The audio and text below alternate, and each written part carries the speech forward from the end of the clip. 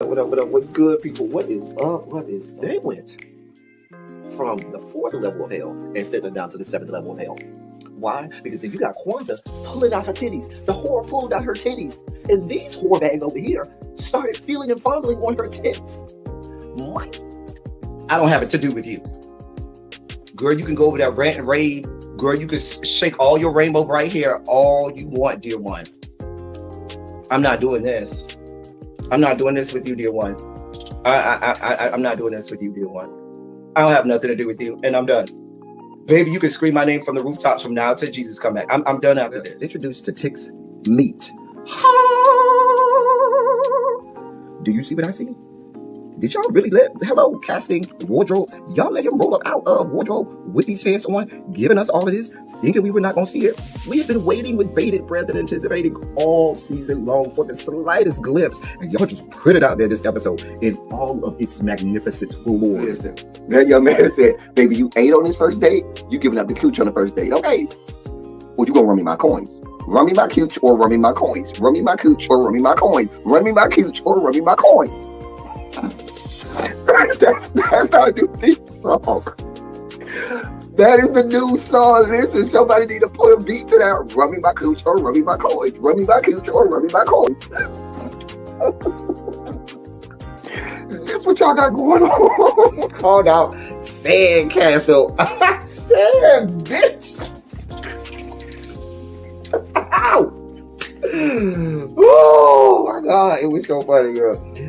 Woo, baby, listen, let me tell you something. This shit started to turn into the precursor for some gay porn. That's what I thought it was. Because Big T is getting all, the voice starting to go deeper and get a little more wet and moist and sentimental and all this shit. And it was real gay at this point. Like, I thought the bitches was going to, I thought Lil Murder was going to turn Big T around and do him like he did Uncle Cliff and do the grease it up with City Lou and ran right in there. It's not a coincidence that Big T started off the conversation by trying to find out if Lil Murder was fucking Mercedes, which he found out he's not. It's also not a coincidence that he would start talking about prison. Why? Because the bitches was probably fucking in prison. Girl. Uncle Clifford, you better go get your man. Big T got plans for that. Well, he had on look like something Big Bird vomited up or something like that. Like, I did not like it. That Big Bird couture he was going for, it did not work. Like the pastor of a gay mega church on Easter Sunday. Okay, it was way too much sequins. He had way too much makeup. Baby, his face looked like Yala Van Zap's neckline. Okay, just way too much makeup, clumped in everywhere on his face. Get it together, sweetheart. Like, you're a big girl, so that gives you a whole lot of canvas. So that was a whole lot of makeup, honey. And Rico looked like he was auditioning to be one of the three kings, or he was auditioning to be the main character on Jesus Christ Superstar. Girl, Wayne, did you have on a blue thong or a blue G-string or something? If you did, I want to see Cassie. Get me up in my DMs. I do want to see if you have a blue thong or a blue, Josh strap, something like that. I'd love to see it. Anyway, but I liked it with the turtleneck. Now, Troy.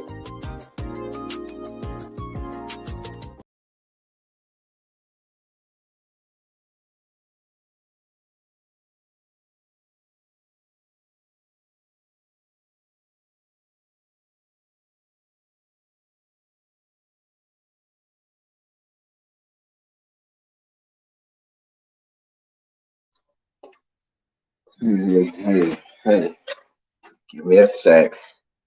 I'm coming. Hold on.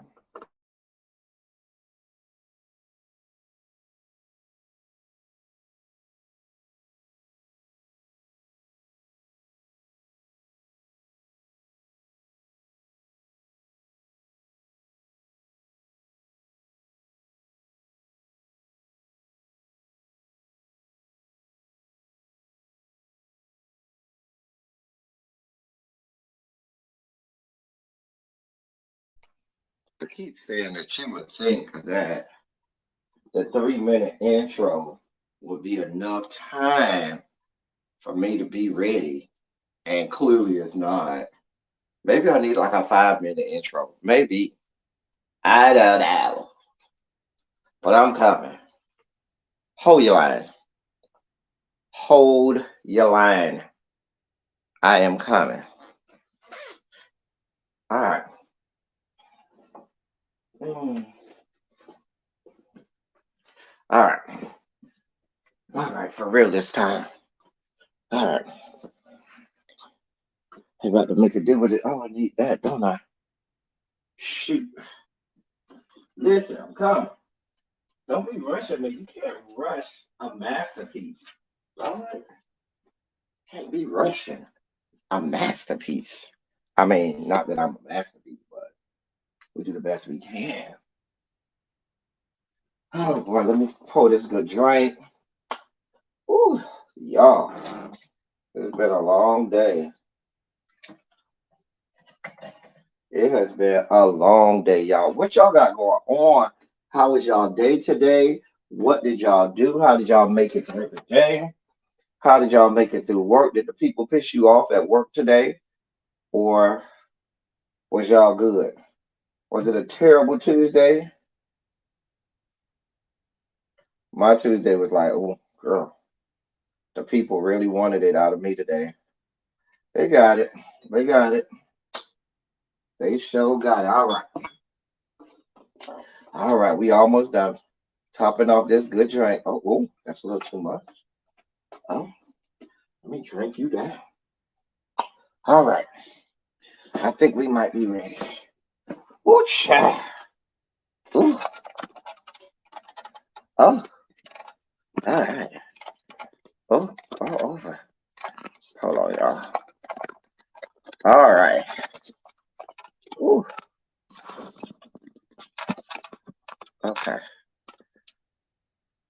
Bam. Wait. Where's my light? There we go. Bada bing, bada boom. We're here. What's going on, y'all? What's going on? Let me drink this down a little bit. Hold on. Mm. Oh, yeah, that's good. All right. So what's going on? Hey, Patty Duke, boo. What's good, Shondo, boo? Hey now. E Starkey, my love. You just got back in town yesterday, child. You on your lunch? Yep, these people, child, don't they be getting on your nerves? Tracy, my love. Hey, boo. Cams. Hey, husband. Child. I see all my hall monitors are here and in place. I see my members are here. What's good, Janae? What's good, Tanya? My members.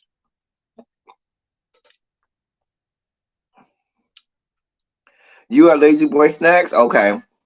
Child, you know to give me a good drink. You know, I'm here for all the drinks down to the Lazy Boy. Hey, budgets, weights, boo. Child. Hey, Sharice. You at work, lit child. I told y'all if y'all at work, don't let the people get on your good nerve today. Child.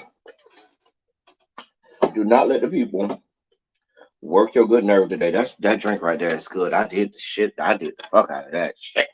What's going on, people? Let's if y'all at work still, well, let's have a laugh or two or three and see what's going on. Let's see what's going on today in the headlines. I ain't even pull up the headlines yet. We just gonna check it out. Check out all the headlines. Um. Oh, you know what I'm gonna do? I'm gonna check a blog that I haven't checked in a couple years and see what they talking about. I know they gonna have some foolishness on there. But yes, y'all, we are here and we gonna oh, I know what I'm looking for. We are here. We here to have a good time. You on a conference call and can't child. Is it the kind where you all you got to do is be on there and just have your phone on mute? Because those are the best ones. Like when you're on a Zoom call or a conference call, and all you got to do is be on there. You ain't got to have your camera on. You ain't got to have your mic on. You just got to be counted as present. Those are the best ones. Cause child girl, mm, a mess. Anyway, let's see what the blog. One of the things that came across my crawl earlier today. Which Eva? Eva from Housewives of Atlanta, former America Next Top Model Eva. She getting a divorce from my frat brother. You know, she married the dude that's my frat brother. And the one she got married to while she was on Housewives of Atlanta. Um, Child, I ain't see that, honey. Oh, that drink is so good, y'all. It's a little too sweet. I need to Hold some more good in now. Because the juice is so good. Oh, they getting divorced. Don't they have a couple kids or at least one child together? Child, I can't keep up. Um, Opening up some more Cheez-It snack mix. Because we love Cheez-It snack mix over here. So we about to open this up. Open up. God, why are you so baby? You gonna let me up in here? Jesus. Here. Top model diva, but my name not even shot. I'm not doing this. Them millions be the one that no one asked me about. Those are the meetings you be like, listen, don't ask me nothing. I don't know what happened. I was just there for attendance. Don't ask me no questions. Don't ask me no goddamn questions. Mm-mm. Mm-mm. The worst ones are when you are in a meeting at work, even your boss don't even want to be on this meeting. And so your boss is facilitating the meeting. You can tell they just trying to run through this agenda, just say, check that box that we had this goddamn meeting and get the shit over with. And it's always some asshole that's got to start asking questions. And everybody, and see what ends up happening is like, it depends on what you use for messaging in your job. Some people use Teams, some people use Slack, some people use some other messaging system. So when that bitch start asking questions, and everybody's Slack start going off, or everybody's team message start going off, like, what the fuck is this bitch doing? Why are they asking this fucking question? You raggedy asshole. Listen. You be so mad. You be like, listen, why are you asking all these goddamn questions? Why, God? I have my favorite Zoom call wig sitting on the You got a Zoom call wig? I'm here for it. Mm-mm. Is that a thing, ladies? Do y'all have like a Zoom call wig? Like it's like a shake and go almost. Like almost like a shake and go wig, where it's a Zoom call wig. You know what I do have? I have a Zoom call shirt that if I'm just if I don't have to be on camera, I might not have shit on, just be there, doing work with shit on. But I have a Zoom call or a camera shirt where it's a shirt, it's sitting on the back of the chair. You know what I'm saying? And I could, if somebody want to get up, I could just throw that mug on real fast, and it's a polo style shirt, and I could just throw that mug on real fast. I remember going to a meeting on my day off, and the meeting didn't even last 5 minutes. Girl, I would have been so bad. You drove all the way there, girl? No, ma'am. I was like, y'all could have gone right, wasted gas and shit, time and energy. Don't ask me, is there to be, and the camera stays off. Okay. Oh, I'm good for that. Like if I'm meeting with my coworkers, my camera is off. They ask me, "Oh, are you gonna turn your camera?" No. You know it's me. You hear my voice. God, what's wrong with people? Where you boot their ass out the Zoom child.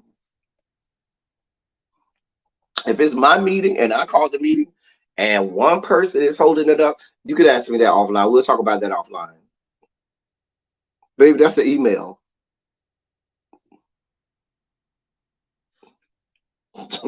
I'm good. If it's my meeting and there's only one person holding us up, hey, can I ask you about that? Absolutely. We'll talk about it offline.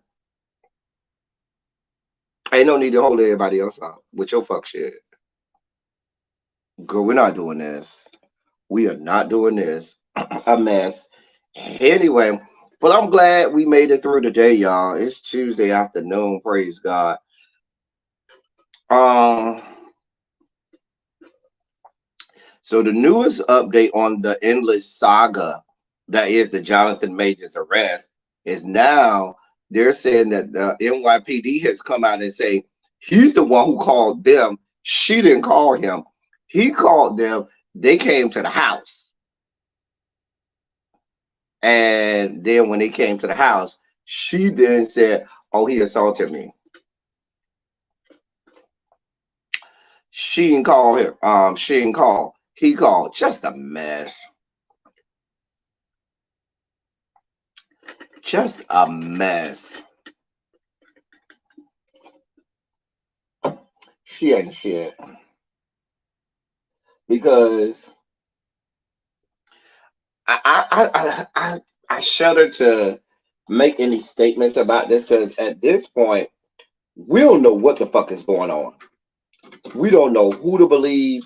We don't know what the fuck is what is going on. Hey, MVM boo. You know, my first mind always goes with you don't want to victim shame. You don't want to blame the victim. That's always front of mind. However, comma, I do know the people descended from the Caucasus Mountains, and I know their propensity to lie on black people, black men especially, because they know the police will believe them, and they know the general public will believe them. So I know the propensity of a white woman and her white woman tears that she could weaponize at any given point. And it could have been a situation where she could have been aggressive on him and he called the police and she flipped the switch and the police believed her. Now, you know, we have two countless stories. I mean, story after story after story of that happening. Child, it was a long day, y'all. I'm pouring me a drink. Don't judge me. Judge your mama. Don't judge me. You don't know my pain. You don't know what I've been through. Not, don't judge me now. You don't know my pain. You don't know what I've been through. Don't do that. Don't do that. Here, I got this little cherry pomegranate VH splash as my chaser. And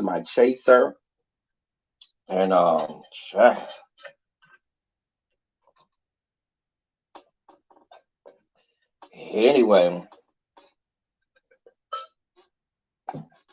so that's the latest update on that saga. My thing is, show me the goddamn tape. I'm just cut to the chase. Show me the tape. So let's see what these headlines are saying. Headline: Real Housewives of Potomac husband Juan Dixon spotted in nail salon with former lady co-worker.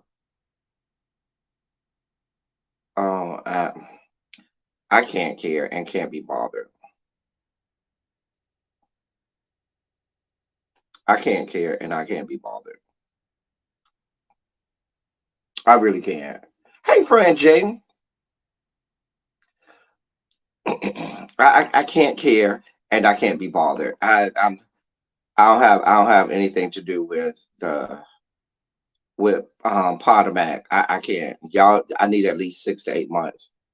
Victoria Pedretti calls out well-known actor who said he masturbated to her.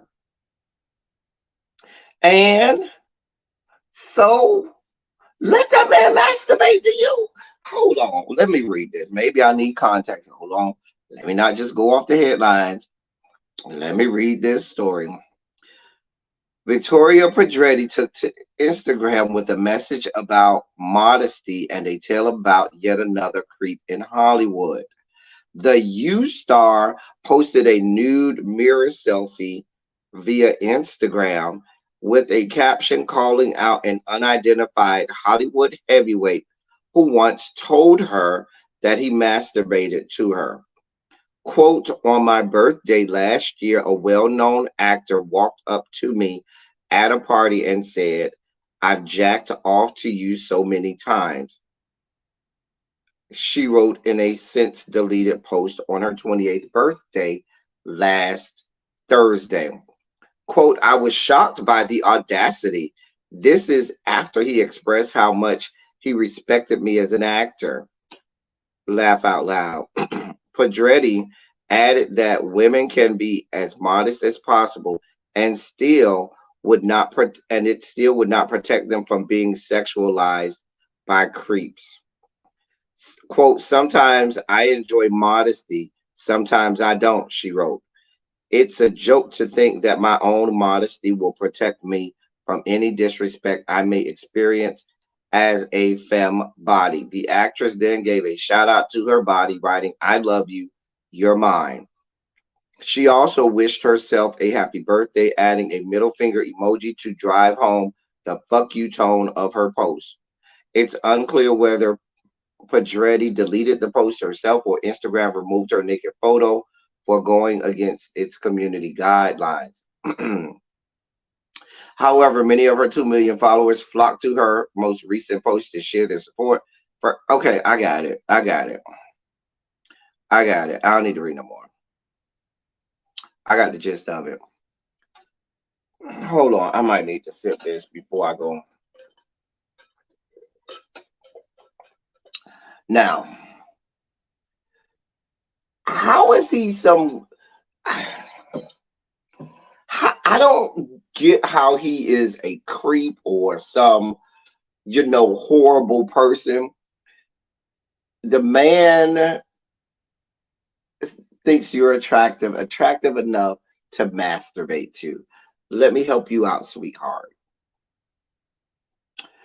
Probably every man that's heterosexual, I would say, I ain't going to say every man, let's not use superlatives, but most men who are heterosexual probably use the image of a female body that they find attractive. And it might be someone close to them. Now, unless he's out here actively assaulting someone sexually, I think it's negligent to call this man a creep. Like, girl, go find you somewhere to go sit the fuck down. Because, hold on. Because I'm trying. Girl, y'all know I'm trying real hard. Every time I pause, y'all know I'm trying to censor myself and not go the fuck in on this white girl. Hold on one second.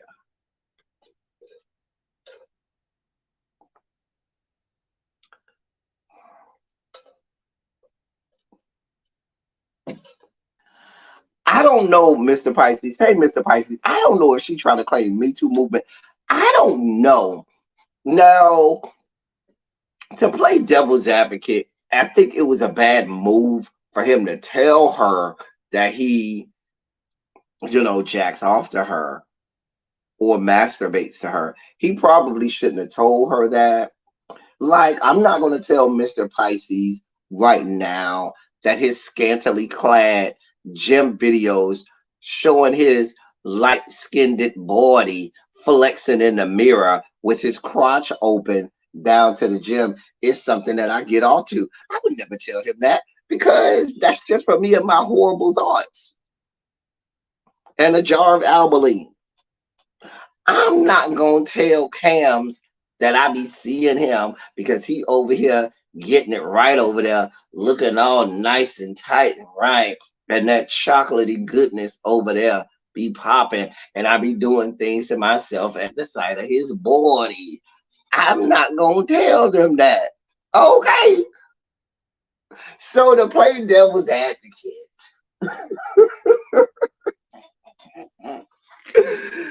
maybe he shouldn't have told her that. That's going to be my playing devil's advocate. But if it's creepy to you to think that men jack off to you, you probably shouldn't be on television.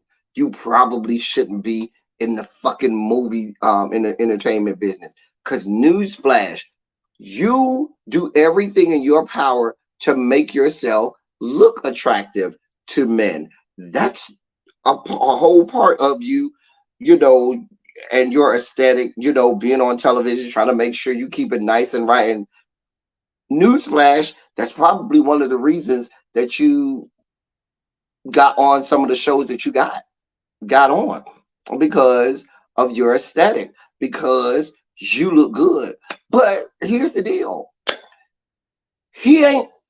He's not assaulting you sexually. He's not making advances at you sexually. He hasn't done any of the such. Girl, if a man came and said to me, I jack off to you, I got two options. I'm either one gonna say, well, all you had to do was ask, and you know you could have made this happen in real time. Or I'm gonna say, hey, that's nice, and keep it moving. I ain't gonna feel no kind of way. I ain't gonna feel like he's a creep. I ain't gonna feel no kind of way. I might be a little flattered, but maybe I ain't into him like that. So I'm gonna just keep it moving. I say, I'm glad, I'm flattered. I'm glad I, help you get that thing out.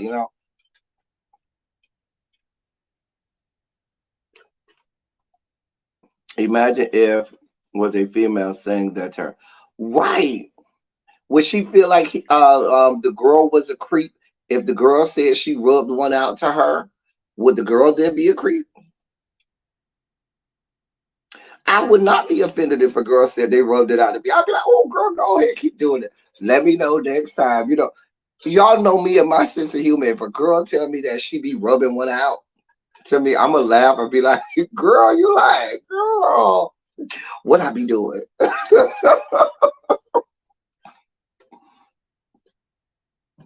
I'm just not. It don't really, I wouldn't be bothered. It wouldn't offend me at all. Not at all. I probably would be flattered. I'd be like, oh, that's so cute. See? Did you not would have been my response? But I'm a dirty old lady. Okay. Was it good? Was it a good nut? Yeah, okay. Bitch, did you nut? She would have gave her phone. Patty Duke, you better tell the truth to shame the devil. You better tell the whole fucking truth, Patty Duke. But they have this child. I just feel like this is much ado about nothing. Baby, if you watching a replay or watching me live and you getting off, more power to you. Go ahead, get one out. I hope you're enjoying. But I'm just saying. Mr. Pisces, you didn't have to go back into the bushes. You fall back out of the bushes. Out of the bushes now, sir. Somebody tell you to fall back into the bushes. You know what you thought this was. I don't have you just in the bushes. But this is a mess. This whole story is a mess.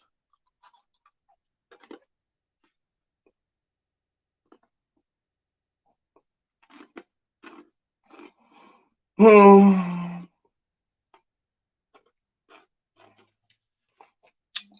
Put a one in the chat if somebody coming up to you saying that they masturbated to you would be offensive. Put a 27 in the chat if it's not offensive to you if they come to you and say that, regardless of the sex. I just want to know.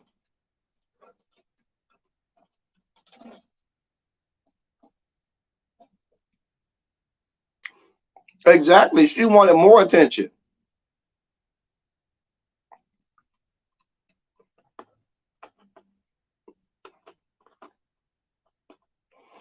Now I got a couple people who say they would be offended. And I'm okay with that. The only fault that I give the guy is maybe just don't tell her. Go ahead and keep, squeezing one out. Okay. Exactly, J Wash, man. We might, J Wash, you can hit me up in the DMs and we could talk about joining in some of this collective, getting one off. But I'm concerned. Hold on. The DMs are where it goes down, just to let you know. However, comma, but I'm just saying. Right. For research purposes. Oh.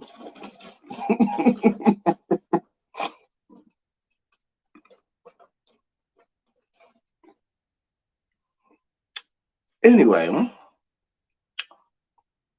so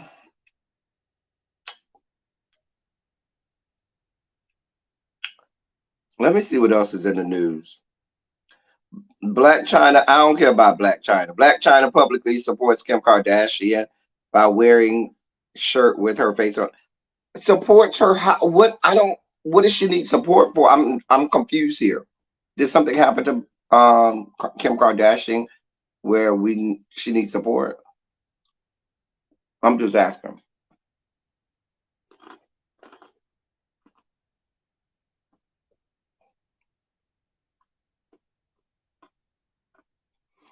I think what happened with the lady is the guy who it was, she don't see it for him or she doesn't find him attractive.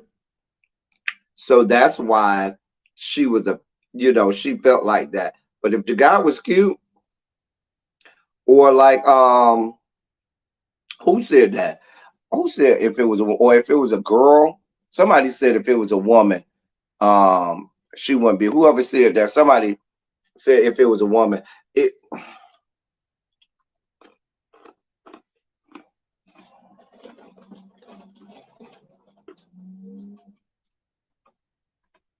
Mm. But let me ask this: did something happen to Kim Kardashian skank that she needs support? Like I'm confused.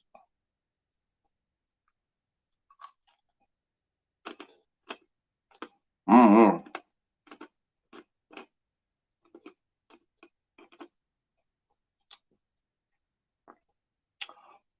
Wendy Williams's podcast reportedly canceled before launch amid health concerns.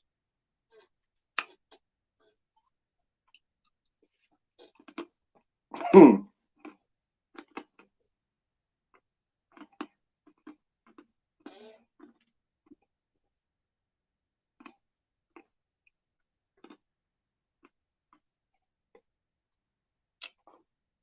I'm not surprised.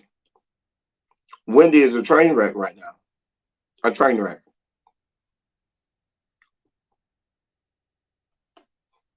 Here's what Wendy's going to have to do.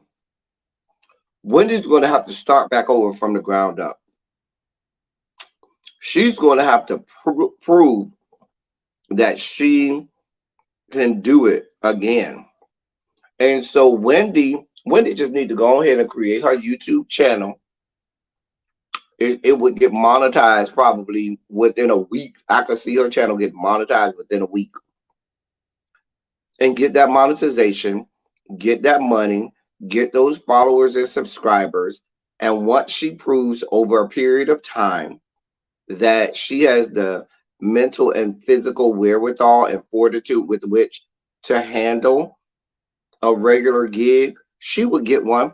But I don't feel like her ego would let her debase herself enough to go back and do something like a YouTube because she doesn't come from YouTube. Remember, Wendy come from way back in the 80s and stuff like that, doing radio and stuff like that. So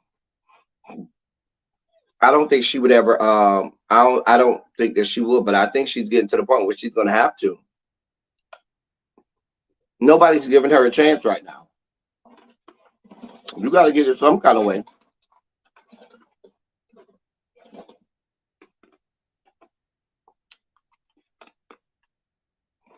Hmm. I mean, what do y'all think? Hey Harold. Harold, I jack off to your picture.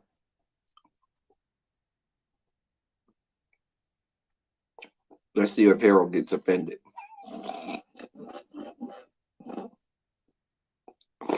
Hopefully not. I feel like Harold has been around my channel, has been subscribed and following long enough to know my sadistic and twisted humor that he won't be offended. Maybe I offended Harold and he's going to unsubscribe now and never come back. But this is going to prove whether or not people get offended like that.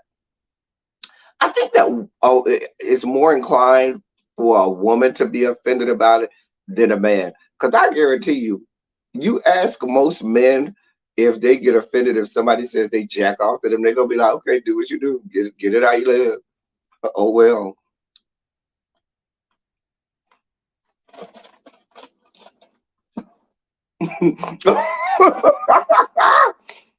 Harold said, "You what?" Harold, you missed the first part of the show. I wanted to see what you were going to say.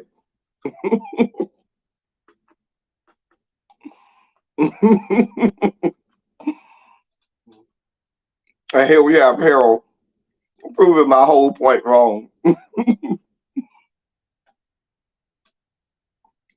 Harold has debunked my whole point that I tried to make. Way to go, Harold.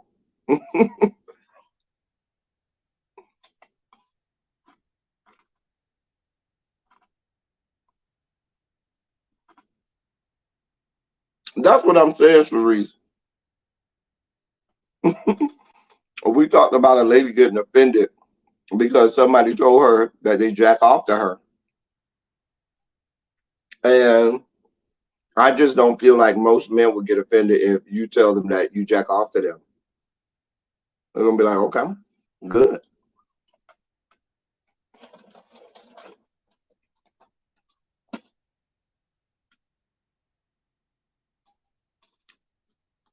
Mm.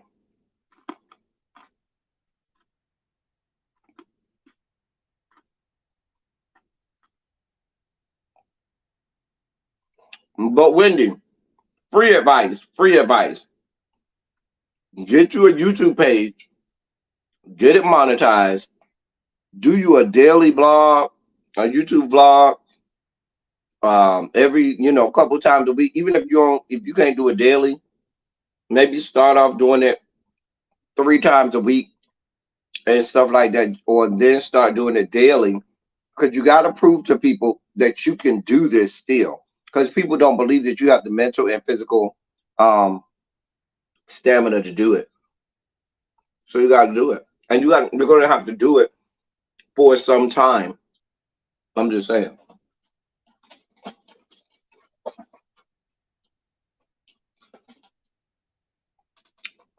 I think it could be successful. You still be making money.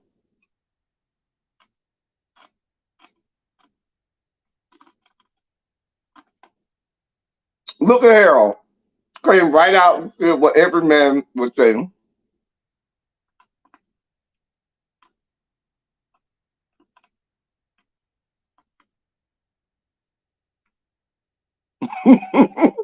Harold said, I hope it was good.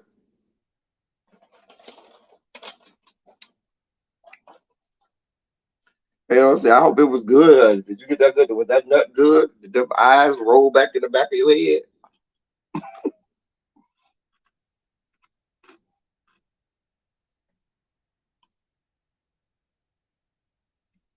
Now, this next story, I don't want to read it because the headline sounds like a lie. Love and Hip Hop star Brittany Taylor arrested, allegedly assaulted her kid's father with a bat. First of all, I don't know a star of Love and Hip Hop named Brittany. Which Love and Hip Hop is she on? And baby, the Love and Hip Hop followed by star is an oxymoron right there. There are no stars that come off of Love and Hip Hop. Let's be clear.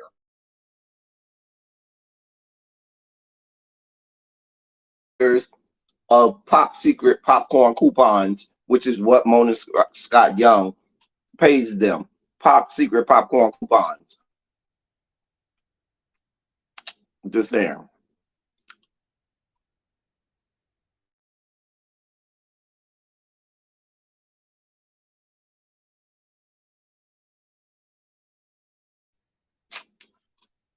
First of all, like I said, ain't no stars off Love and Hip Hop. Second of all, even with that being said, I don't even know who you are. I don't even remember you being on Love and Hip Hop. Which Love and Hip Hop franchise were you on? Girl, I don't know you. I don't know who you are. Can somebody tell me which franchise of Love and Hip Hop? I don't know this chick. Let me read this. Love and Hip Hop star Brittany Taylor. I hate that they keep. I hate that they keep using the adjective star to describe this woman because anyway, has been arrested and charged with assault after allegedly hitting her children's father with a baseball bat.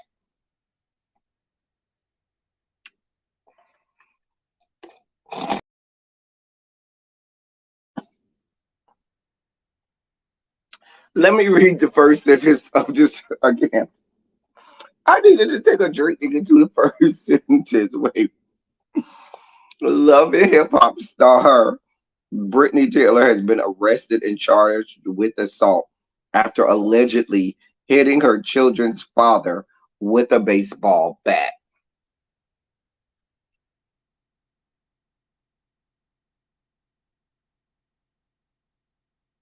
You're hitting people with bats now.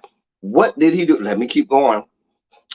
Law enforcement sources informed TMZ that Taylor allegedly got into a physical altercation with Al Fees earlier this month. Whoever Al, I guess Al Fees is the baby daddy. The pair share a 2-year old and an 8-month old together. So clearly, y'all were in a relationship together or in a bust down ship together for some time. If you got a 2-year old and an 8-month old, Taylor turned herself in last week after a warrant had been issued for her arrest. Per the criminal complaint obtained by the outlet, Alfies told authorities that he flew into New York to connect with his children and that Taylor punched him in the face in front of them following a misunderstanding. Alfies said he and Taylor had not been on the best of terms at the time, and so he left the residence. But authorities say Taylor allegedly followed Alfies out the front door with a baseball bat and struck him in the face after he ignored a comment she made.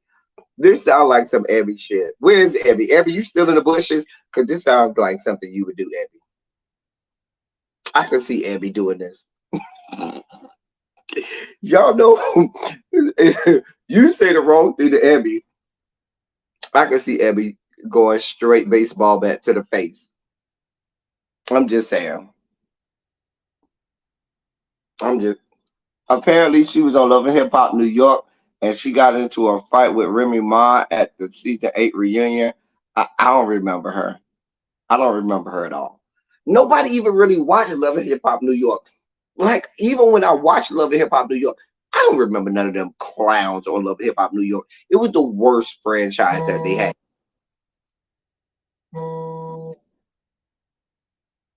I'll call them back. Love and Hip Hop New York was the worst franchise they had.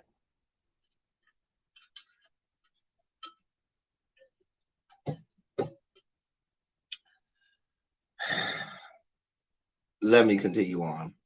Per the criminal complaint, oh, I've read that part. Hold on. Let me go back over. Alfie said him and Taylor had not been on the best of terms at the time, and so he left the residence. But authorities say Taylor allegedly followed Alfie out the front door with a baseball bat and struck him in the face after he ignored a comment she made. The assault allegedly left Alfie with significant facial injuries that required hospitalization and multiple stitches for a cut above his eye. Hey, Tracy Wilson. She was trying to take him out. Taylor has since been charged with 2 counts of assault, 1 count of endangering the welfare of a child, and 1 count of criminal possession of a weapon. Back in 2019, the reality TV star previously made headlines after she told authorities she was attacked by castmate Remy Ma. Remy turned herself in on May 1st and was charged with 3rd-degree assault and 4 counts of misdemeanor assault and harassment. The charges were later dropped. She's a thug and a goon. Like, I have no idea who this chick is. I'm looking at the picture. I still don't remember her. She's not memorable. Nobody cares about you. Nobody. Nobody. You're going to be in jail. They're gonna snatch your kids away from you and give them to a relative or send them to foster, which is unfortunate. The biggest problem is the kids have to now either go with another family member or go into foster. But you're a troglodyte that nobody cares about. You are attacking. The man didn't even try to do nothing. You probably going in, cussing him out, this, that, and the third. He leave, and then you follow him out the house and bust him in the face with a fucking baseball bat.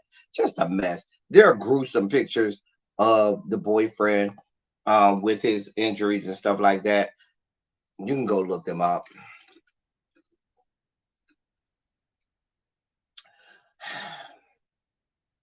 Nick Cannon clarifies he doesn't give his kids or their moms a monthly allowance. Hashtag ABC. A bitch can't. I don't care.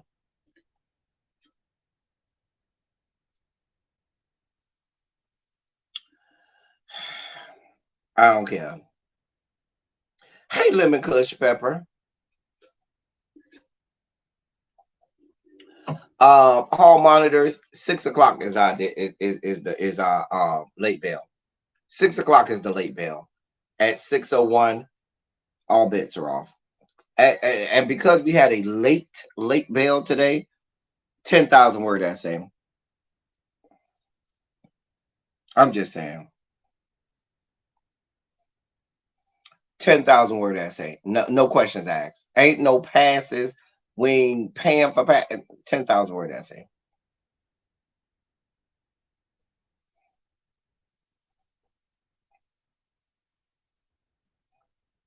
All right. Let's see. Latasha Scott continues to deny claims she stole $30,000 in royalty money from her sister and alludes Tamika Scott made up the allegations for a storyline for their new reality series. So she made it up. Yeah, but just wait till 10,000 words because we had a real late bell. The late bell today being at 6 o'clock, 10,000 words. 10,000 word essay. No questions asked. Look at China White. Let me fall out the bushes because I can't. Y'all might as well fall out the bushes now. Go ahead and fall out the bushes now. Now is the time to fall out the bushes so as not to get this good 10,000 word essay. Lord. Back to Tasha Scott. Trying to tell you, Janae, today is not the day for you to be late to class. Now watch Xavier roll up in here at like 6:03. He ain't gonna roll up in here like 6:15. Xavier gonna roll up in here like 6:03.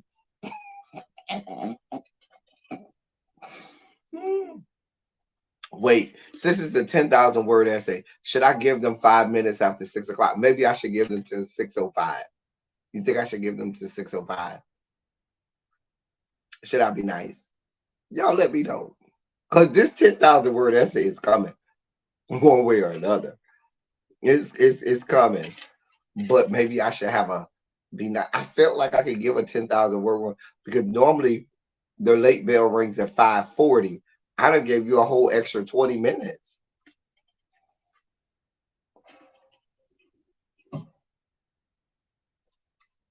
I'm just saying. Anyway, so Tasha Scott, why are you here, Tasha Scott?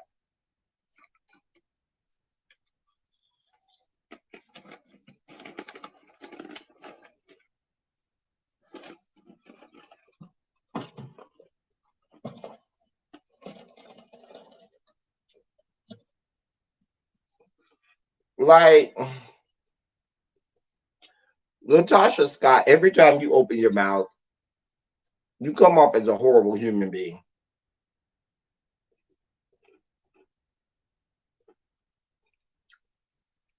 Nobody's rooting for you right now, Tasha. Nobody.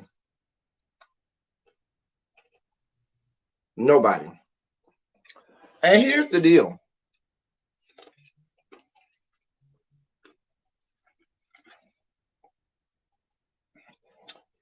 Here's what people need to tell Tasha Scott that they're not telling her, okay?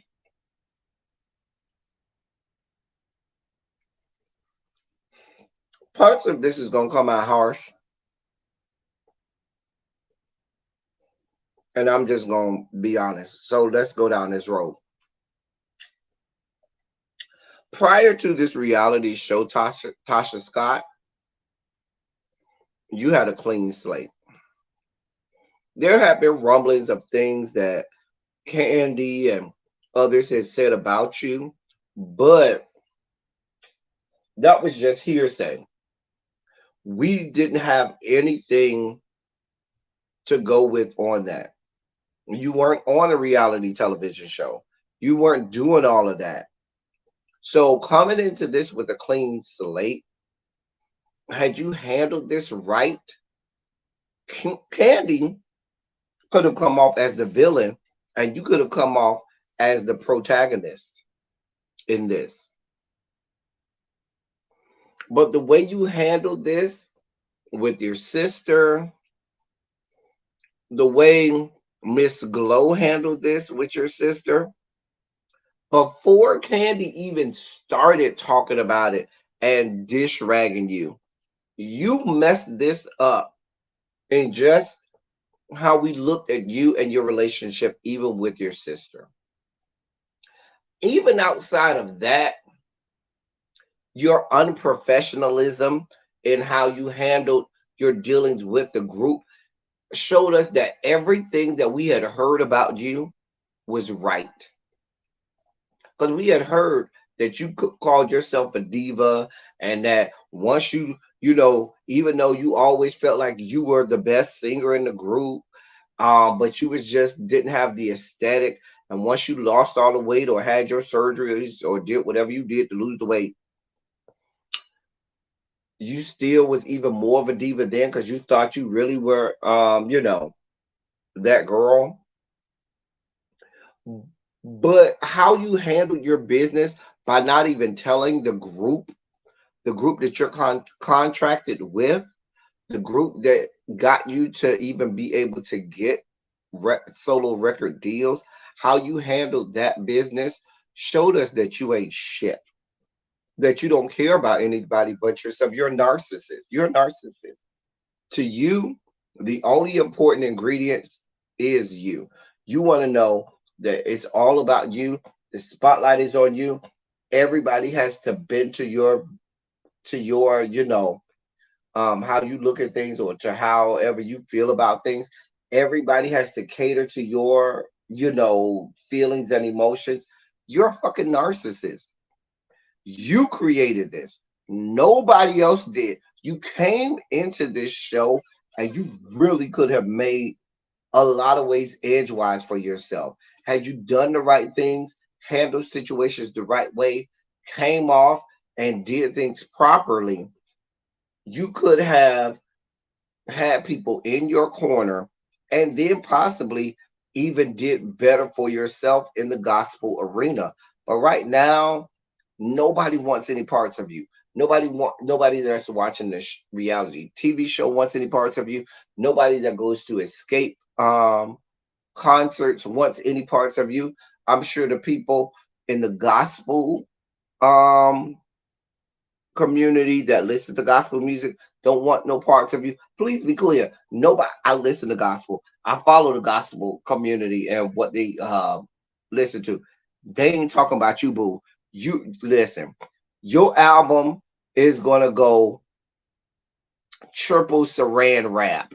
Okay, your album is gonna go triple saran wrap. Your album is gonna go quadruple wet paper bag. That's what your album is going to go in gospel. Quadruple wet paper bag. Triple saran wrap. Nobody's checking for you, boo. You fumbled the ball on this. And now I think it's your raggedy ass husband who I swear got an account on Grinder, Jacked, Scruff, and all of the other apps. But I'm going to let you have it. He's probably the one telling you to go out here and say some shit or go live or talk to some people. You need to shut the fuck up and sit the fuck down and not say nothing else. Because every time you open your mouth, you make it worse for yourself. I'm just saying.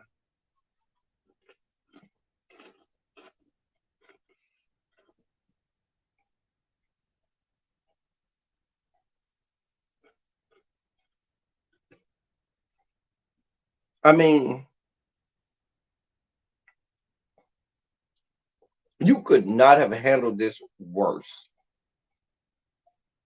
And if you have a one-man team in your husband, and he's the only one advising you, and he's the only one telling you what you should and should not do right now to help your career, you got a problem because he's giving you bad info.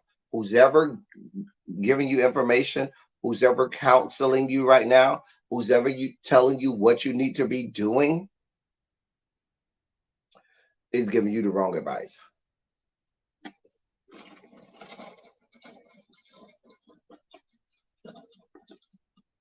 Harold,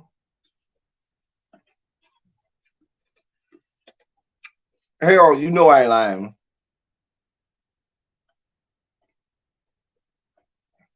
Like, ain't nobody downloading. What's good, Willie? Ain't nobody downloading a gospel song from Latasha Scott. Let's be clear. A lot of people know the name Escape. Of the people that know who Escape is, I would say probably less than half of the group can name all of the members of the group. The first name you're going to be able to name out of Escape is Candy. She's the first name you're going to mention out of Escape. Tasha, notice I didn't say your name. So you don't even have name recognition. So you're talking about the gospel community where many of them don't even listen to secular music. So if they don't even listen to secular music and they don't even know you by name recognition, then they're going simply off of your talent. And from what we heard of your gospel songs, it's giving R&B and not gospel. And that's okay if you singing the house down. Baby, you ain't no Karen Clark, you ain't her daughter Kiera, you ain't no Yolanda. I'ma even say, even though I can't stand this heifer, you ain't even know Kim Burrell, and I can't stand Kim Burrell or her music. I hate her voice. I'm not a fan of the raspy, kind of ethereal, airy voices. And Kim Burrell had that raspy, ethereal, airy voice that I like, that I really can't stand on a woman. I like it's cute on a man. I like it in a male's voice, but not in a woman's voice. But that's another story. But you, gospel, a female gospel singer, baby, you have to sing down. Do you hear me? You can't do the cute little R&B runs because I was in an R&B group. Because let's be clear, your vocals are good enough to make it as lead singer in an R&B group, not necessarily as a solo artist, which is why your solo career in R&B ain't do shit back then. It might care now because ain't nobody really singing an R&B now, but back then it wouldn't have. Coco is one of the few lead singers in a group who, even though her solo album ain't do shit either, but has the chops, I should say, that could hang. I'm just saying.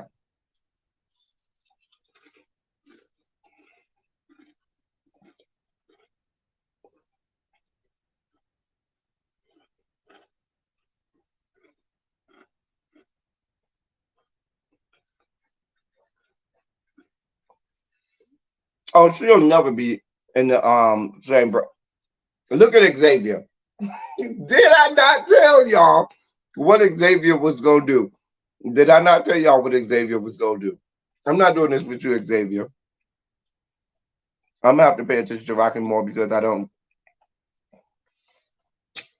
Here's what happens here on now. And I talked about this last night on our panel.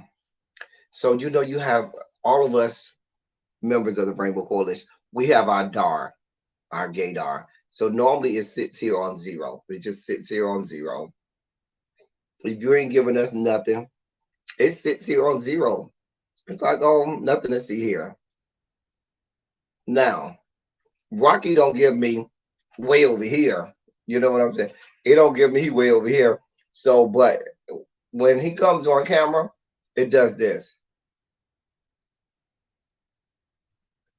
It's not way over here, but it's over here like, hey, something's happening. I don't know what. We can't quite make out. We can't quite, make heads or tails of it, but it's definitely, doing something over here.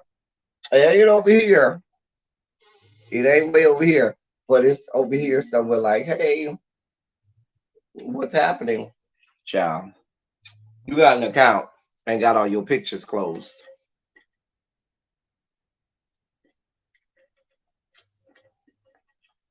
I'm just saying. And then Xavier come on here calling our stories that we already called. Give Xavier his essay. Somebody tell Xavier how long his essay is today. Somebody go ahead and what hall monitors, y'all tell Xavier how long my essay is today. Because I'm not heck, Xavier just roll up in here all late and shit.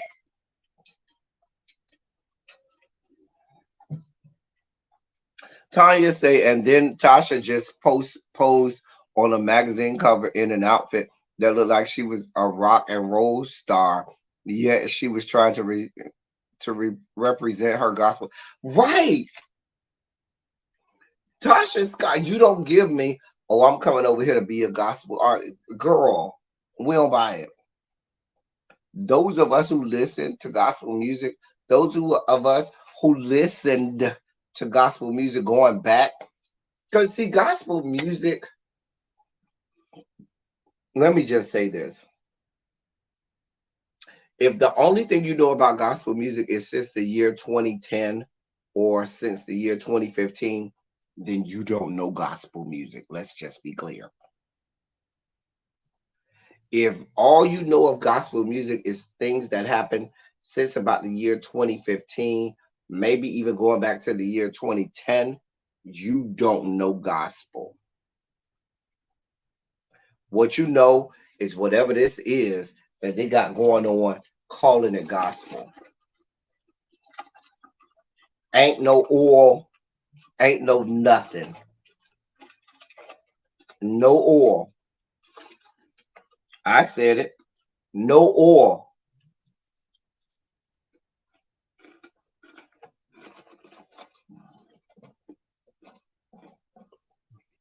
And I guess we feel that since she could sing a run or two, I guess she feel because she could sing a couple runs, and then she'll be respected. No, you got to have oil. And in the gospel arena, we see through you real fast. Maybe you can sing all that shit if you want to. If it ain't no oil, we gonna know real fast.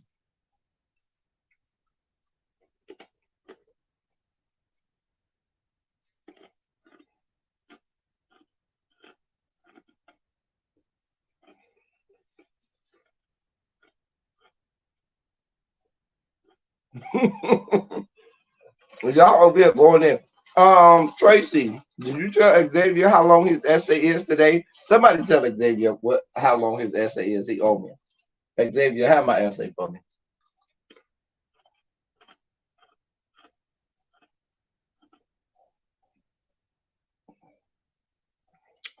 Um, the kids say they got Daryl on Jack and Grinder, but I ain't say that allegedly. That's what the kids say. I don't know that to be true, but the kids say Daryl got a whole app. I mean, I have a whole profile on Jack, Scruff, and Grinder.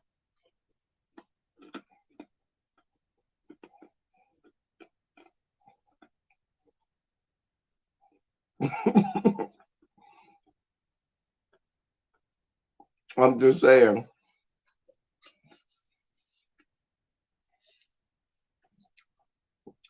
Y'all know Daryl Walls be out here thirst trapping for the kids. Daryl Walls know what he be doing.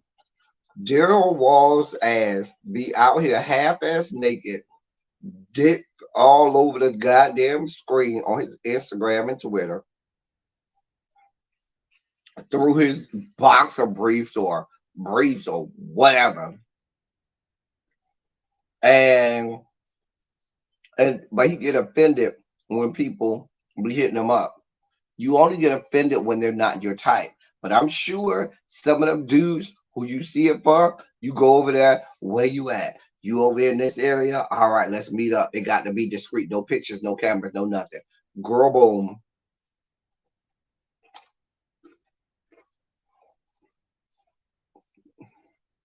Not he on a fitness journey with the Lord.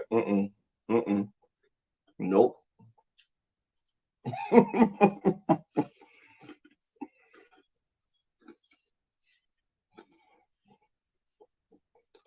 But let's be clear. Latasha Scott is the problem. And I don't know if we will accept Escape as a threesome and not a foursome. Let me ask y'all this. If you pay tickets to go see Escape, are you okay? Are you okay with the threesome, or do you want the foursome? Let me ask y'all that.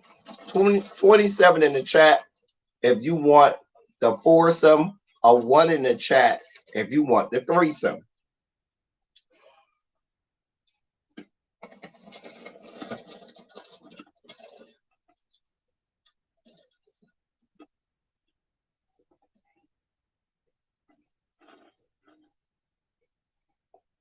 Harold, wasn't that Daryl Walls that was out here tongue kissing people? That I thought that was Harold Walls. I mean, not Harold, Daryl Walls that was out here tongue kissing people on camera. Wasn't that Daryl?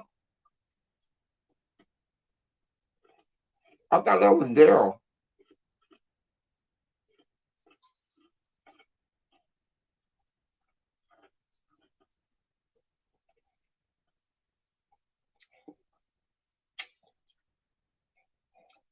Invoke did do it and do it all the time.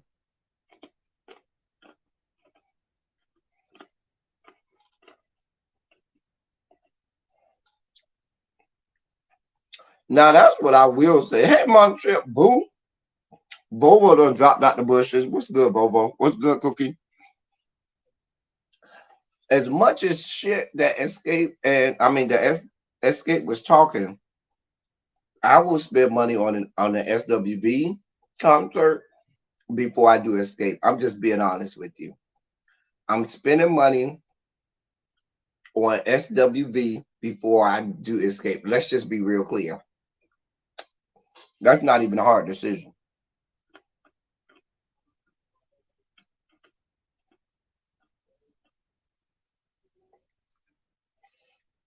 I mean, I need SWV. It's the age-old question. If you had to eliminate someone's whole catalog, if it was left to you, one catalog had to be eliminated. Whose catalog are you eliminating? Are you eliminating SWV's catalog, or are you eliminating Escape's catalog? Like Escape had the better song. It's not even close. Escape was the better group. And I'm not, that doesn't diminish, not Escape. I keep saying this. I'm sorry. SWV, excuse me. I apologize. I misspoke. SWV was the better group. It was SWV. Escape. That's not to diminish Escape and what they were able to do, because Escape got some jams. But let's be clear. It was SWV. I could name like 2 SWV songs and then wipe out the whole Escape catalog.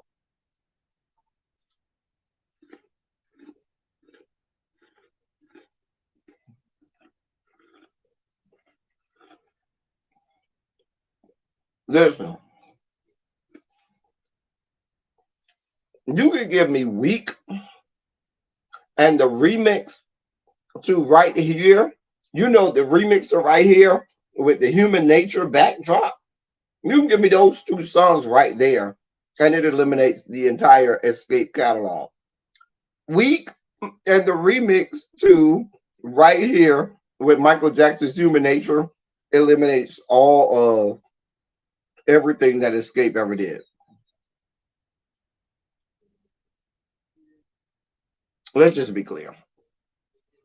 Don't let me fuck around and add anything from the Above the Rim soundtrack to that girl. Girl. Bilo says she dropping out the bushes. She say Escape, I'm sorry, boo, but y'all gone. It's not a hard decision. It's SWB first.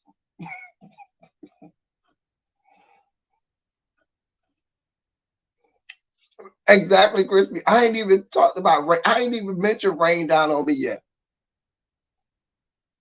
I ain't even mentioned my jam, You're the One. Like, I have several SWV jams that I can mention.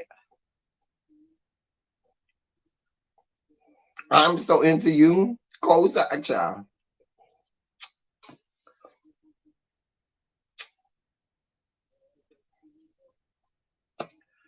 I'm just saying. Downtown. Oh, downtown was that jam. Mm,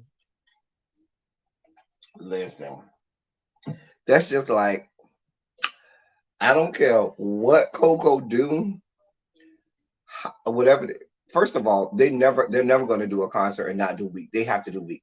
But when they do Week, every time they do Week, Coco knows she got to do that run at the end of that comes at the toward the end of Week before it goes on. That run that comes toward the end of Week. Coco knows if she'll do that run, baby, you ain't give us the song. Baby, we might come and drag you off the stage if you don't do that run, that epic run that she does on Week. And we all know what run I'm talking about. If you don't know what run I'm talking about toward the end of Week, then you don't know SWV or the song Week. I'm just saying.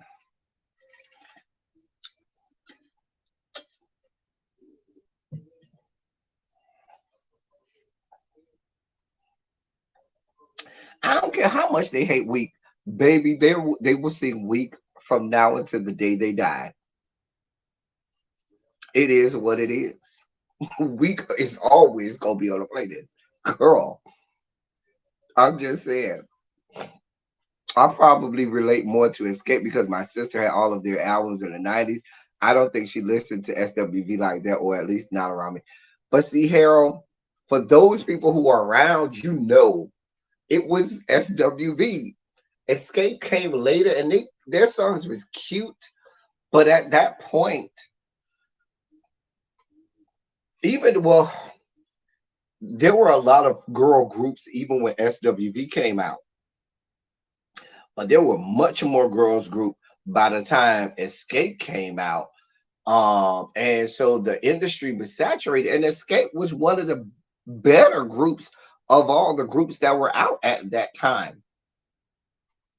During the time Escape started to rise to prominence, SWV were on their decline. I want to say, I would venture to say SWV, their peak to me was like 96. I'm going to say like around 96, 97. That was probably when they were at their peak, probably 96. Um, Escape, but the problem with Escape was a lot of their iconic songs weren't even theirs.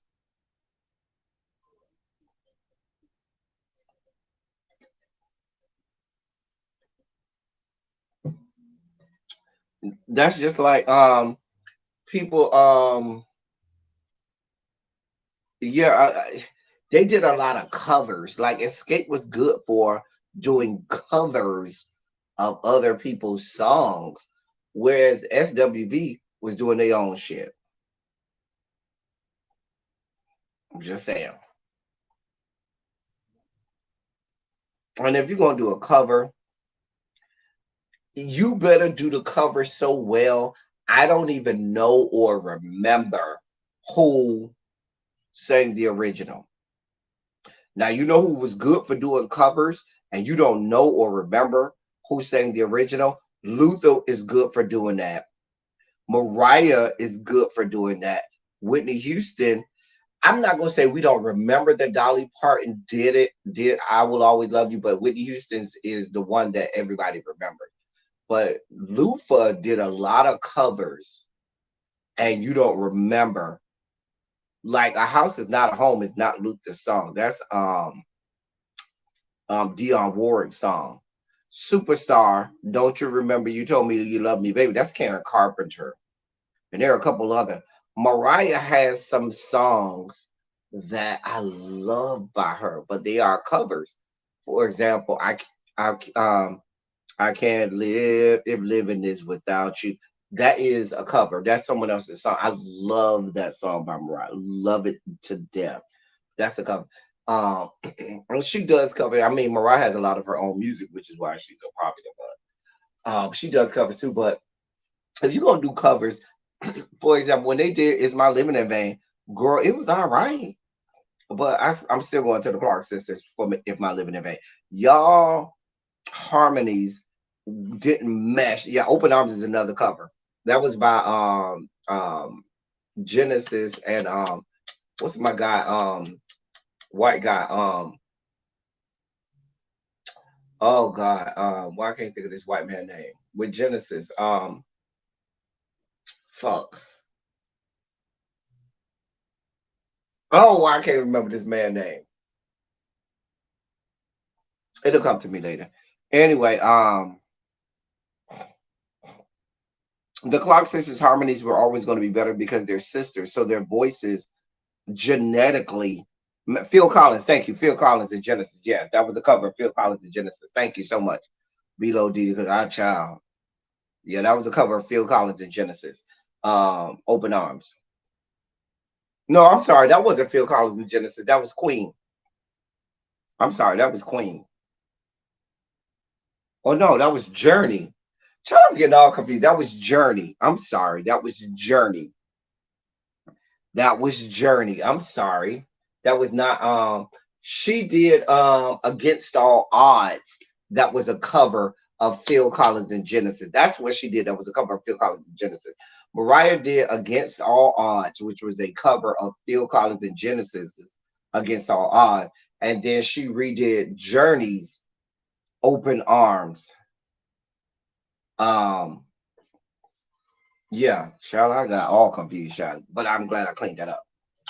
But anyway, they were never going to be better than the Clark sisters because the Clark sisters are sisters, so they have genetics involved with their voices matching and blending better. To me, as a group, Escape, they never had the best harmonies to me. They never had the best harmonies to me. They there are groups out there who could harmonize. I'm gonna give you a couple examples. That fucking Brownstone harmonizes their ass off. Brownstone, go and listen to those harmonies. And how you know a good harmony is when you start to see. Now I'm about to go into musicality of it all. When you start to see them drip into some of those minor chords, I should say, and some chord progressions that are out of the norm, and it still is so blended. That's how you know a good a good harmonizer. Brownstone was one of the great harmonizing groups. Of course, In Vogue harmonized their ass off. Quiet as it's kept, Jade was a group that could harmonize their ass off. When I think of groups that had great harmonizing, Escape doesn't fall into. Escape has some great melodies and some good bops, but in terms of the ability to harmonize amongst the girls, that wasn't their strong suit. That was not their strong suit. All I do is think of You Day and Night is a cover of Michael Jackson and the Jackson Five. Well, at that point they weren't the Jackson Five; they were the Jacksons when they did that one because at that point, Randy had joined the group. They had put Randy in the group.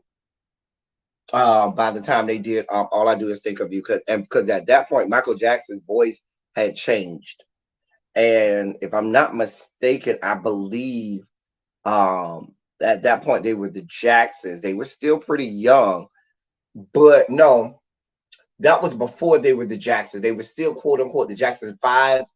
I think Jermaine had left, and that's when Randy joined the group after Jermaine left. Was it Jermaine left or Jackie left? I think it was Jermaine who left first. I believe it was Jermaine who left first. And that's how Randy joined the group. So it was during that time. They weren't the Jacksons yet. You're right. They're still the Jackson Five. Now you know who was just a duo and could harmonize the ass off.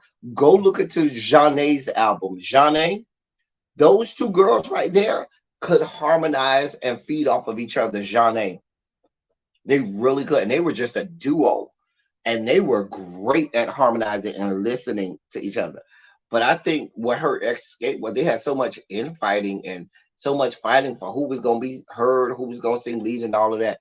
It really hurt what they were trying to do, and so I would never consider them as great at harmonizing because they never could. They could never get out of beyond their drama. And they always had drama from probably the inception of the group. But that's not here or there. Oh shit, it's 6:30. We're about to get up off here. Listen, Really B's about to go live. We got to get up off here so we can go and let her go live. Janae was a good group. Listen.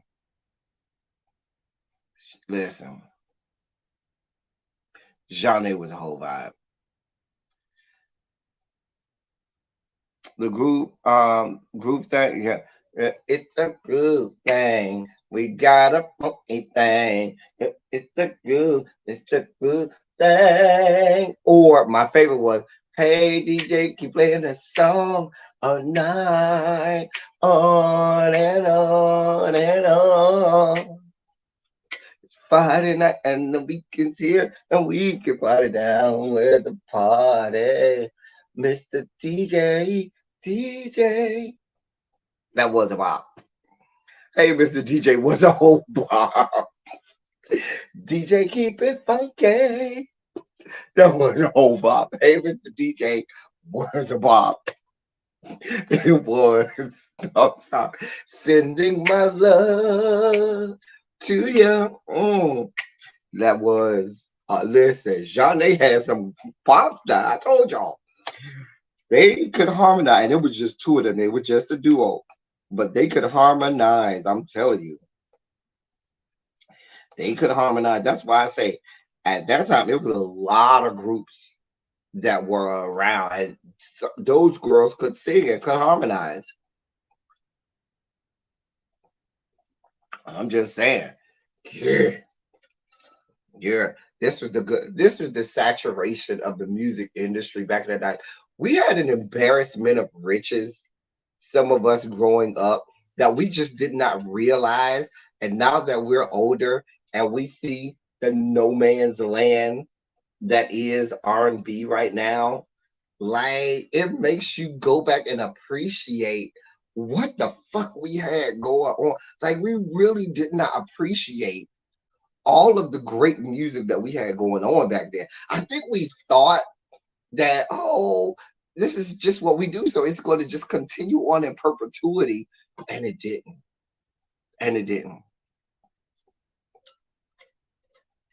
Exactly, Cams. We really did not appreciate what we had. We had an embarrassment of riches in terms of the saturation of the music industry, because a lot of those groups that didn't make it back in the 80s and 90s, insert them in today and they will blow everybody out of the water. Blow everybody out of the water.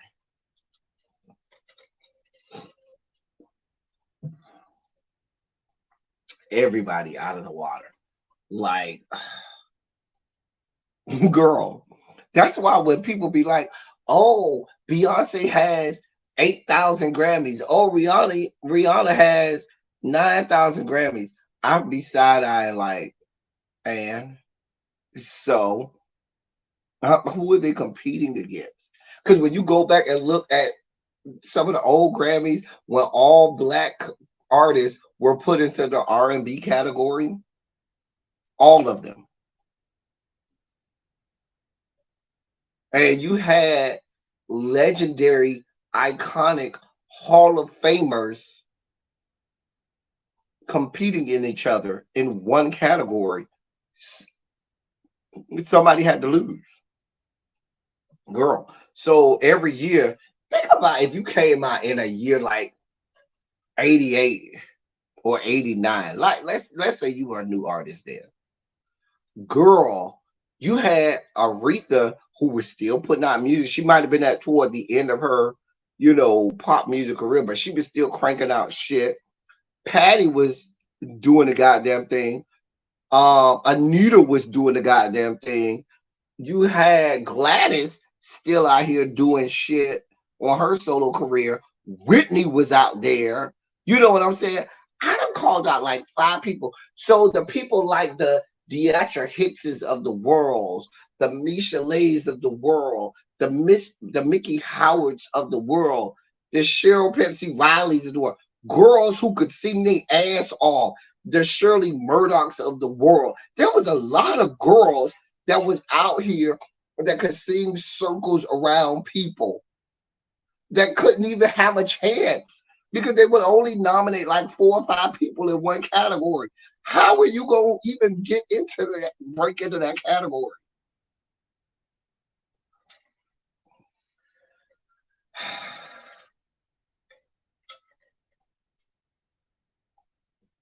No, Xavier, that was not. No, you got to go back a little further than that, Xavier.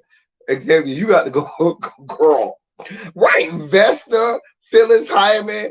Girl, I need to go and listen to my jam by Phyllis. Y'all know, listen, Phyllis is my girl. I love Phyllis. Listen, I'll tell you my song by Phyllis. My song by Phyllis is Meet Me on the Moon. Baby, I can sit here and play Meet Me on the Moon by Phyllis Hyman.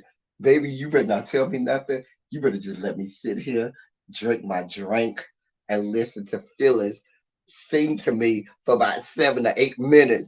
Meet me on the moon, ow, soon as you can. Especially when she get to the middle and she started to break that thing, you be my love. Oh, yeah. Or if I'm going through some shit and I'm mad at some dude, I remember one of my exes made me mad. And I remember playing Phyllis Hyman, I Refuse to Be Lonely, over and over and over. You know what's another song? Listen, since we just gonna do these, we just gonna do these songs now. I'm coming, really, baby, I'm coming. So, best breakup song. Let me tell you my best breakup songs, okay? Breakup songs that has carried me through, okay? In no particular order. Shantae Savage cover and slowed down version of I Will Survive has gotten me through some shit. Hey, Pinky Tiki. Fucking I Refuse to Be Lonely by Phyllis Hyman. Anita Baker's No More Tears. Like, I be neat as shit that's gonna tell me, bitch, fuck you, fuck them. But the shit that I would play, that goddamn Carl Thomas Emotions. If Carl Thomas never sing another song in his life, him doing Emotions, listen, let me tell you something. That Carl Thomas Emotion that took me through some shit. Carl Thomas sang his face off on that goddamn Emotions.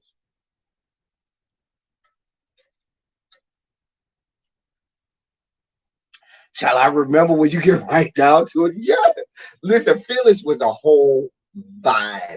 And Poe Phyllis Clive Davis did Phyllis so wrong. When Whitney came along, Clive Davis told all the rest of them girls, I don't give a fuck about y'all. We don't see it for y'all no more. All y'all black chicks, it's only one black chick that I care about, and that's Whitney. And that was unfortunate because a lot of women that were great at that time who could have had a better career had they had promoted just did not make it. And that was all because of Clive Davis and his fuck shit.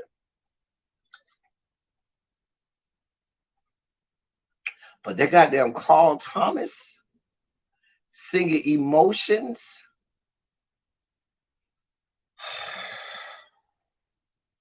He don't owe me nothing. If he don't sing nothing else, that emotions take me. That emotions always takes me somewhere. Always take when he starts saying inside my heart I'm slowly dying. Just takes my heart. Just takes me all the way out. Inside my heart is slowly dying. All takes me all the way out every time. But yeah, now y'all gonna make me go listen to Phyllis Hyman, Meet Me on the Moon. When I get off of here, I'm gonna go listen to Phyllis Hyman, Meet Me on the Moon. Ow, soon as you can. Ow, Phyllis. I need to go listen to Phyllis, y'all. Listen, y'all. We've been here, y'all, having a great time doing what we do. I be having emotional on repeat child and summer rain was about my call time. I love summer rain. Oh yes. I'm pulling up when you get right down to it right now. You pulling it up right now, but just listen. Go listen to some good music, y'all. Y'all don't get me started on some good music, y'all. Oh child. Cause you know what? Deatra Hicks was my girl. I love me some Deatra. It's a couple chicks who I love. I love that wasn't like real popular, but I love Deatra Hicks. I loved Mickey Howard. Mickey Howard's voice was otherworldly. Love me some Mickey Howard. Oh my God, Mickey Howard. That hooker right there, Mickey Howard could sing. Oh God. I didn't even mention Stephanie Mills. Like you had all these, think about the late 80s and all these chicks, Stephanie Mills. I didn't even mention Stephanie Mills. Remember Jodie Watley went solo toward the late 80s as well. And she left Shalimar and went solo very late 80s into the early 90s. Like you had so many black women that were doing the goddamn thing.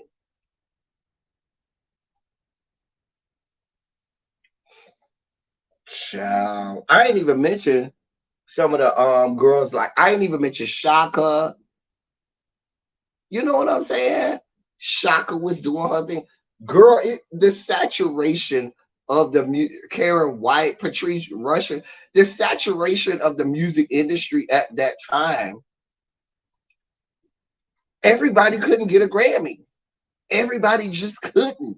And so when these girls nowadays are talking about how many Grammys they got, and I'm like, girl, who are you competing against? Like, girl, girl, take me back to a time where everybody could sing. Because right now, everybody can't sing. That's in the music industry. It's all about how good your throat is and how good of a sloppy toppy you give and how cute you is.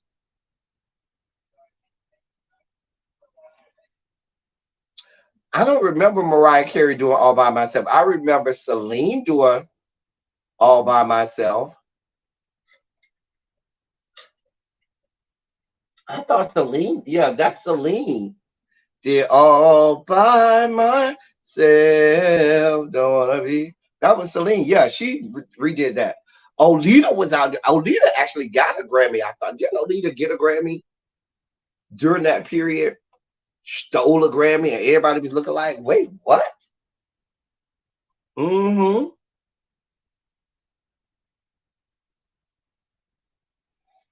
Like it's a lot. Like it's so many singers that you could name. Um, that yeah.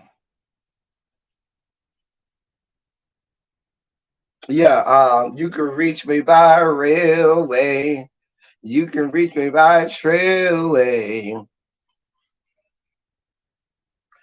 Well, I mean, Montrez, you know, I know this as an official Lamb since the first album. You know, I know everything that comes up with Mariah. I already know.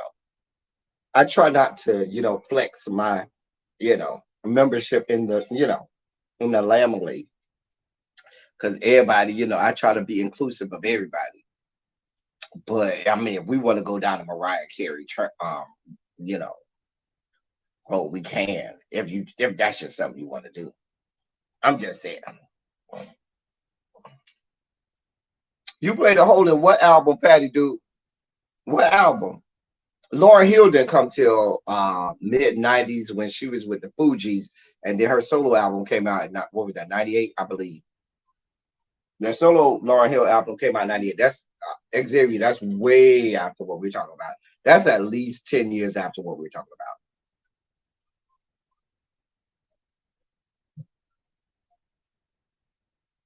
about. I remember Shirley Murdoch. I used to play the hell out of some "In Your Eyes" by Shirley Murdoch. I don't know why I love that song "In Your Eyes" by Shirley Murdoch. Oh my God. Oh dear God. Child. Which second album, Patty Duke? Mariah's second album, Emotions? Hey Joshua, what's good? Okay, but where are all the girls Grammy Awards at LT? Let me stop. I ain't playing with you. I ain't playing with you, Cam. People kill me saying Beyonce. Oh God. Really, Joshua? You just go come in and break it up like you do know you're late, Joshua. There's a 10,000 word essay waiting for you, Joshua. Since you rolling in my class way after the 46 minutes after the late bell, Joshua. 46 minutes after the late bell, you rolling up in here. You do know you have a 10,000 word essay. All right, Joshua. Since you want to break it up, roll up in here. Talk. You were supposed to slide in and act and try not to be seen, but you rolled up in here talking shit, rubbing my essay. Hall monitors, please make sure you give Joshua what he needs and his 10,000 word essay. Since he's rolling up in here with all this, God. Yeah, emotions. I loved emotions. I loved emotions. I would venture to say emotions is one of her, in terms of whole albums, one of the albums people forget about. My favorite Mariah album is probably, it'll change from day to day. One day I'll tell you it's a Music Box. One day I'll tell you it's Daydream. My favorite Mariah song is on Daydream. It's Underneath the Stars. That's just not even, I think the expansion of categories of the Grammy Awards have helped modern artists. I think the expansion of allowing Black artists also to be in other categories instead of lumping them all into R&B helps as well.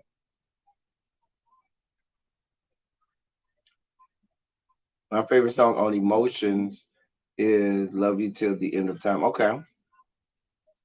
Let me go. Okay. Listen. Underneath the Stars is my favorite Mariah. Another slept on Mariah album is Charm Bracelet. Charm Bracelet, vocally, Mariah was right there. Mariah was in her peak. Now, some people will say it depends on what Mariah you want. If you want the Mariah that's going to do all of the high notes, the bells, the whistles, the iconic parts of Mariah, you want the first two albums. When you get into like Music Box, Daydream, um, Butterfly, those three albums, Mariah was belting. She didn't have to do a whole lot of whistle voice, everything. She did them every now and again, but she didn't do a whole lot. She was giving you straight voice. She was belting. She was saying, she was flexing her singing muscles, saying, bitch, I can sing, and flexing just her ability to just belt it out and let you hear voice. When you start to get like to Rainbow, she started to, do other things and play around and introduce artists that would sing with her because she was well established at that point. When Charm Bracelet came out, That was after the debacle that was the glitter, um,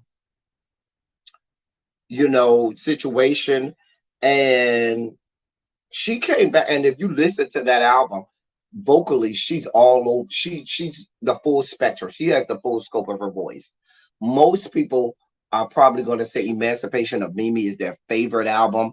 So most people will point to Emancipation of Mimi, but that's the younger people who don't know old Mariah. So when people say, "What," when I ask people what's your favorite Mariah album, and they say Emancipation of Mimi, I know they're younger and not older. I know that their caliber of music history is younger than mine and not older. And I loved Emancipation of Mimi. It's in my top five. See, Xavier came right on and said Emancipation of Mimi.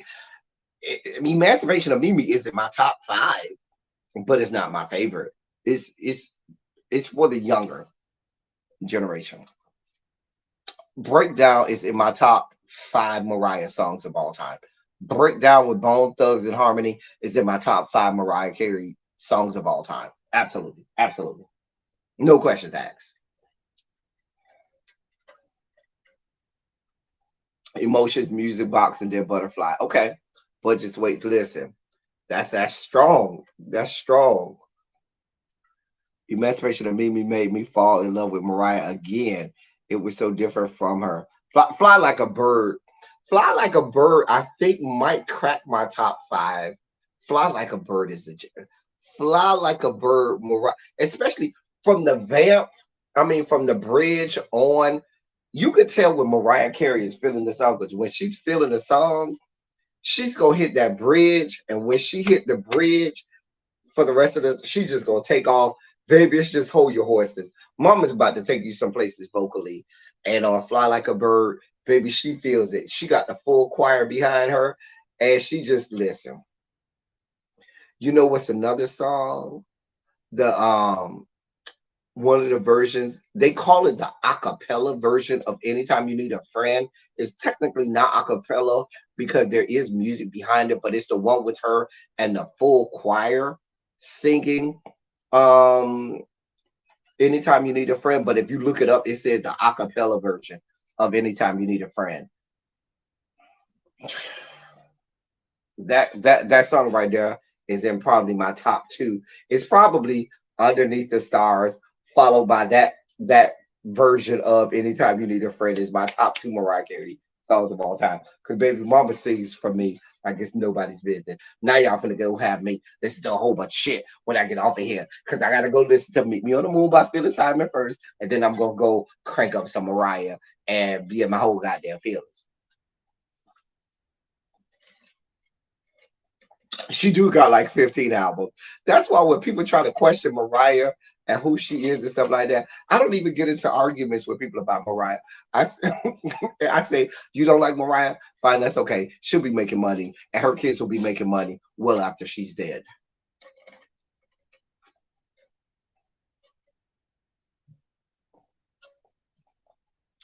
I would need 3 days to fully digest Mariah's catalog.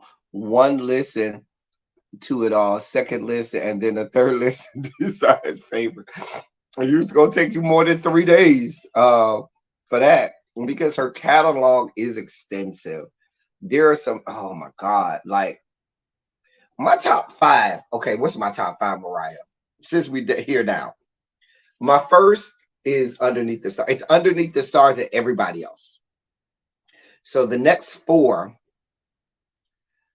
um, that version of Anytime You Need a Friend. Oh my god, that's there. So I need four. So there's that one. Breakdown with her and Bone Thugs. It's gotta be in there. Got to be in there. Um, oh God, I've only got two more, which is so sad. The fact that um oh my God, y'all gonna make me choose only two more. Fuck. Now you got okay. Hmm. Two more. Fly Like a Bird, I'm gonna put in there. I love Fly Like I just love Fly Like a Bird. So I only got one more song. to make the top 5. Oh my God.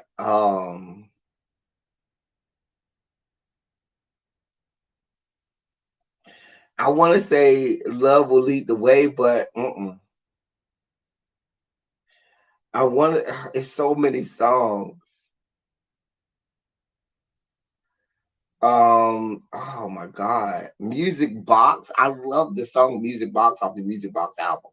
Oh my God, but I don't want to do that one. Oh my God.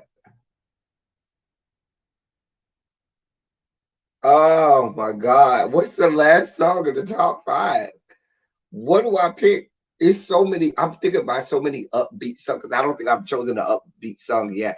Like songs like Circles and Fantasy and Make It Happen and Daydream and not Daydream, Dream Lover. Shit. I even like, oh God, let me think. Like, right, Music Box the song. I'm really leaning toward Music Box the song because when she said, "When I am lost," oh my God, Music Box is my shit. I'm gonna put Music Box. Yo, we just gonna put Music Box. Now you ask me tomorrow, it might be different.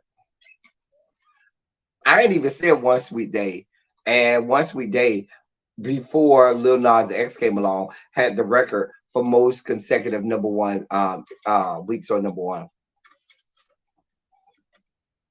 I'm gonna be honest with you.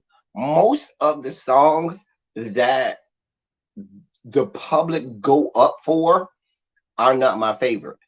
Like I'm not songs like My All. I didn't really care for My All like that, but My All was like so big. There was We Belong Together. I don't really care for We Belong Together like that. That's just like not one of the songs that I'd be like, one. I want one of the songs that. And those two, so like We Belong Together and My All are two of her biggest hits of all time. Go look it up.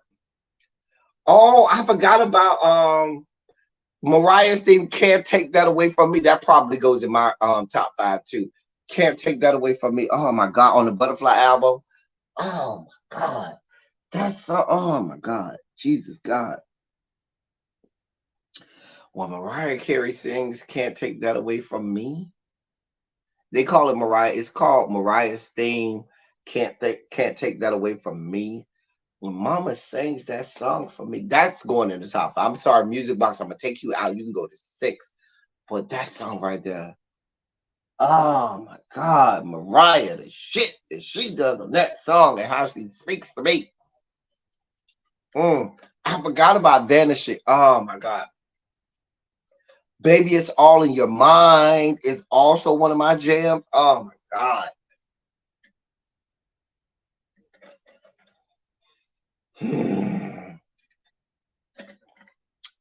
Child.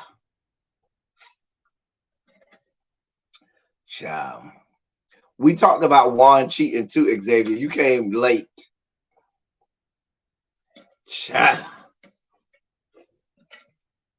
Y'all don't got me talking about my girl. Y'all know I can sit here and talk about my girl Mariah until Jesus come back and not even care. Y'all know it will take nothing from me when y'all get me started with my girl Mariah. All y'all have to do is get me talking about Mariah or Janet. It's over. Over. Over. I'm supposed to be off of here. Really Be is live. I need to get off here so I can let y'all go over to Really Be. Listen. The vanishing from Sydney. Oh, yes, on the butterfly tour. Listen, go look into all of those tours. Where she still had, as they call them then, the Fat Pack. That's probably wrong for me to still call them the Fat Pack. But when it was um Melanie Daniels, Kelly Price, and Kelly Price's sister, who I still can't remember her sister name. I keep trying to remember the sister, but when it was those three and Trey Lorenz, those were the backup singers. Those tours right there don't owe me nothing. Cause baby, Mariah was singing her face off. The backup singers were singing their fucking faces off. Child.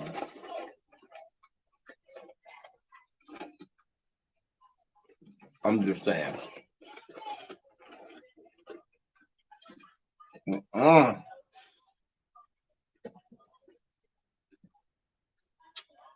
Anyway, we came to give y'all comfortable distractions from your day. We know we all worked hard on this good Tuesday. We came to give y'all comfortable distractions.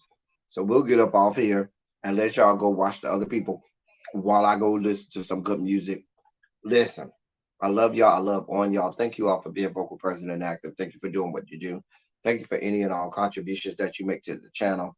They are much obliged. They're much appreciated. I appreciate y'all for everything y'all do. Y'all could be a whole lot of places, but y'all decided to be here with me. And I am thankful. You still working camps? Camps, it's like after 6 o'clock where you are. You need to tell those people where to go and how to get there. The fact that you're still working. Y'all going on over to my sis, Really B. She over there, she live. She just getting revved up and started.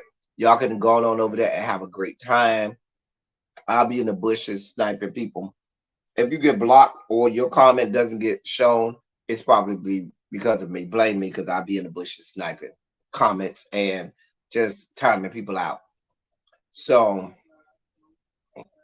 anyway, that's all I got for y'all. Until next time, thank y'all for coming. Y'all drive safely. We out. Bye, y'all. I'll see y'all tomorrow.